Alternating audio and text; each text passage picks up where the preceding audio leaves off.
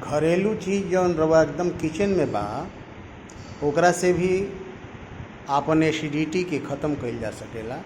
Acidity ना होखे, रउआ गले में जलन ना होखे, एकरा खातिर बहुत बढ़िया चीज़ बा जौन कि एकदम रउआ रसोई घर में रहेला हमेशा।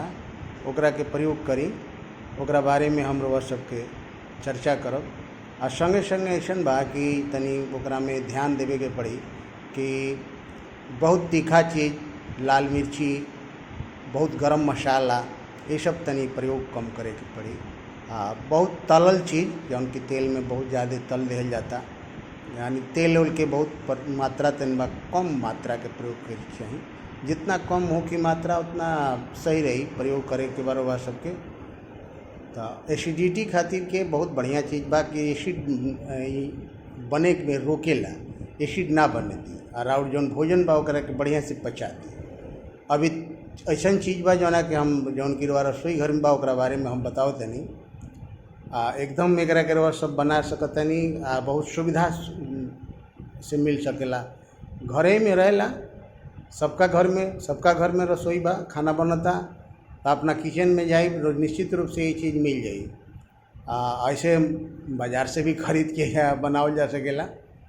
तो देखिए एकरा बारे में खूब बढ़िया से ई शास्त्र सम्मत चीज़ बा। आयुर्वेद में इतना बढ़िया एक वर्णन बा कि रउआ एकरा के अपना जीवन में, दैनिक जीवन में प्रयोग करब तो बहुत लाभ मिली, एकरा से बहुत फ़ायदा मिली। सवेरे सवेरे एकरा के प्रयोग करे के बा गुनगुना जल के साथ। तो रउआ एकरा बारे में जानी, समझी, आय के प्रयोग करी। सबसे पहले रउआ जीरा लेवे के बा।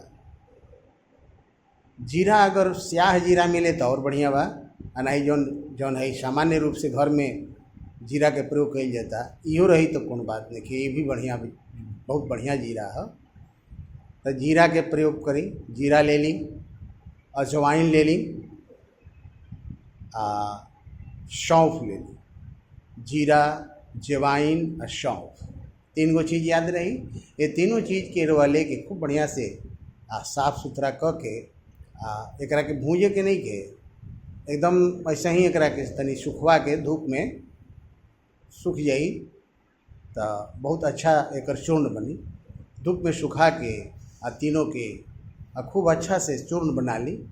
चूर्ण बना के चाहे मिक्सी के द्वारा चाहे इमामदस्ता के द्वारा केहू तरह चूर्ण बन जाई।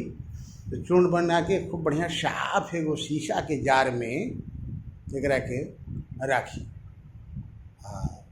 सवेरे सवेरे उठी, ब्रश उरश करी, जौन अपन सवेरे के जौन दैनिक क्रिया बा ओकरा से निवृत्ति होके हल्का गर्म पानी, सुषुम जौना के वार्म वाटर, सुषुम पानी जौन देहात में कहल जाला, गुनगुना जल, और गुनगुना जल से एकर प्रयोग करे के बा।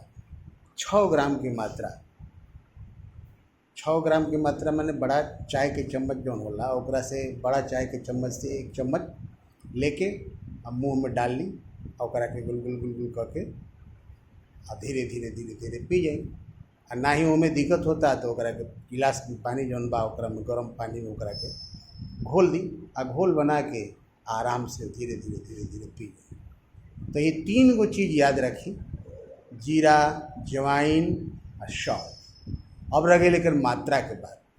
तो मात्रा एकरा में बा कि जैसे जीरा जवाइन तो सम मात्रा में ले ले और ओकर आधा मात्रा में सौंफ ले ले।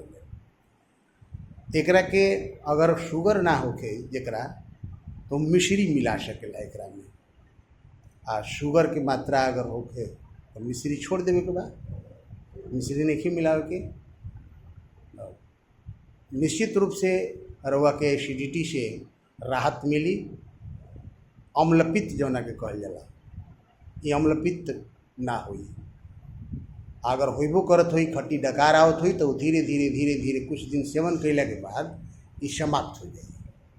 तो एकरा के रउआ सब सेवन करी और ये वीडियो के बहुत लोगन के शेयर करी कि अधिक से अधिक लोग एकर प्रयोग करस। अम्ल पित्त से छुटकारा पावस, एसिडिटी से छुटकारा पावस, सब लोग के भोजन बढ़िया से पचे। जौन खाए तौन आराम से पच जाए, एकरा ला बढ़िया कुछ ना होला। खूब बढ़िया से खैनी, खूब बढ़िया से पच गई और ओकर बढ़िया रस बनी और ओकरे से रस से जो रक्त बनेला, रक्त से मांस बनी, मांस से मेद बनी, मेद से अस्थि बनी, अस्थि से मज्जा बनी, मज्जा से शुक्र बनी, यानी सप्त धातु के निर्माण हुई। ऐसे पाचन बढ़िया भइल बहुत जरूरी बा। तो हम आज रउआ सबके ये वीडियो के माध्यम से ये 3 गो चीज़ जौन एकदम घरेलू चीज़ बा, रउआ घरे में बा, ओकरा के प्रयोग करी आ एकरा से लाभ उठाई। जय जय भोजपुरी, घर घर भोजपुरी। डॉक्टर हरिगोविंद राय, केंद्रीय प्रवक्ता, प्रगतिशील भोजपुरी समाज। रउआ सबके बार बार प्रणाम करतानी, गोड़ लागतानी, नमस्कार करतानी। बहुत बहुत रउआ सबके आभार व्यक्त करतानी। रउआ हमार वीडियो देखिला, अधिक से अधिक लोगन के लाइक करीला, शेयर करीला, लाइक करीला, सब्सक्राइब करीला। बहुत बहुत धन्यवाद बा। जय जय भोजपुरी, घर घर भोजपुरी। नमस्कार।